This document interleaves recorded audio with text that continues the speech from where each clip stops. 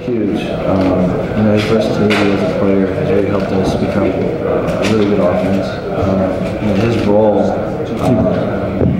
as a running back / receiver, has done so much for us as an offense. He's provided us different wrinkles in our offense, so to say. He's made such an impact out there. He's admitted that he was 100% with it. Still wants to be running back since he looks nostalgically over the running back drill. But tell me about his attitude, just accepting it. Yeah, he was full go in the summer, and was excited about it. But you said, any running back that switches to receiver always wants to play. But he understood that he can make a difference out there, and he provided us such a another versatile player, another playmaker out there, and he's such an impact for us this year that it's been incredible. Marcus, they remind you of anybody when you come on film that you've played this year? Florida State? It's tough to say. They're so athletic. It'd be hard to kind of pinpoint one Pac-12 defense or out of conference team that we play. So for us, we're looking to try to execute, but it'd be hard to kind of compare them to somebody. 4 additional TV timeouts, media timeouts in this game. Does that affect your tempo a little bit? And if so, how do you deal with it? Coach Hubbard's talked to us about it a little bit. It just means we're on the sideline before drives a little longer. But other than that, they will have certain times where they'll kind of cut our drives down, but we can't worry about that. It's out of our control. All we can really do is try to play as fast as we can when the whistles are between whistles. Marcus, as you look at film and you're trying to dissect what part of the field you might be able to target, where would that be against this defense? As sound as they are. I don't know. You tell me. Yeah, they're excellent all over the place. And they got so many great athletes. It's gonna be tough. So there really isn't somewhere that I can pinpoint whether they have a weakness. But we'll try our best to execute to the best of our ability. You feel like when I go back and look at last year's championship game against Auburn, because they seemed to struggle quite a bit with tempo early on, and I was wondering if you happen to go back that far in your film study. Yeah, we looked at it.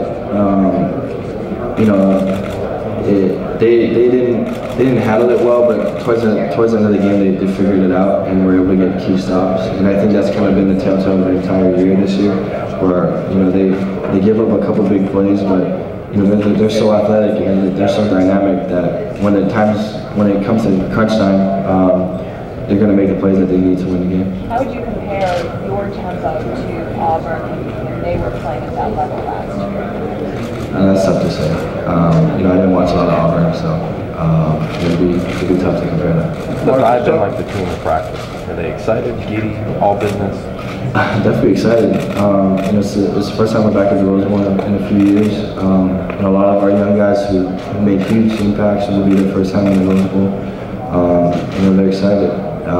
And I think to be a part of this game, to be a part of the tradition, it's going to be a lot of fun, and we're looking forward to it. Marcus, talk about the emotion factor, as the game is approaching, getting closer and closer.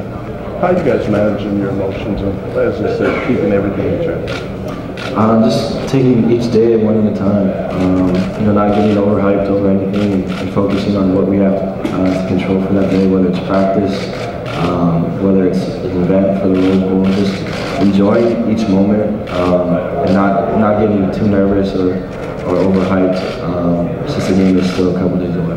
You guys have always talked about quiet confidence. Describe that. Having confidence in your abilities to go out there and make plays, having the confidence in your game plans and the coaches to put you in good situations. I think that quiet confidence kind of seeps all the way through the team. Happy to have Ronis back, and it was a great weekend. Oh, he's Horonis. He's the main guy. He's going to be that guy that sets the point. Leads all the communication for us. Amani did a good job coming in and stepping up, but Horonis is one of those types of players that can make a huge difference, and we're looking forward to that. No offense to anyone else, but you feel more secure with him out there. Not only is he a good player, but he's a close friend of yours. He's got your back 100%. Yeah, for sure. And not to say that I don't feel that way with Amani, right. But You know, Haron definitely. Money's still out there. Yeah, of course. And you know, to have Haronis back, you know, I think will give a lot of confidence to all the other offensive linemen, and you know, that's really what you need. One director picked up the phone and called you and said, "Hey, we're looking at Scott Frost as a head coach. Why do you think he's head coach ready?" What would you tell that athletic director? You know, gosh, I have so many things to say. He's such a great leader. You know, he finds ways to put us as players in the best situations possible. His relationship with us as players has been great. I think any team would love playing for him. You know, he really gets the team motivated and finds ways to get you to play to the best. And I mean, each week we start our weeks with a Monday brief, which basically, you know, gives an outline of the team that we're playing. And you know, he always kind of starts off with a little segment where he explains how he did the week before, or you know, what we have to look forward to this week. And you know, a lot of those Monday morning or Monday afternoon speeches, you know, motivate the players for the whole week. And you know, it's each of those Monday afternoon meetings that gets us prepared for what we have in store for that week.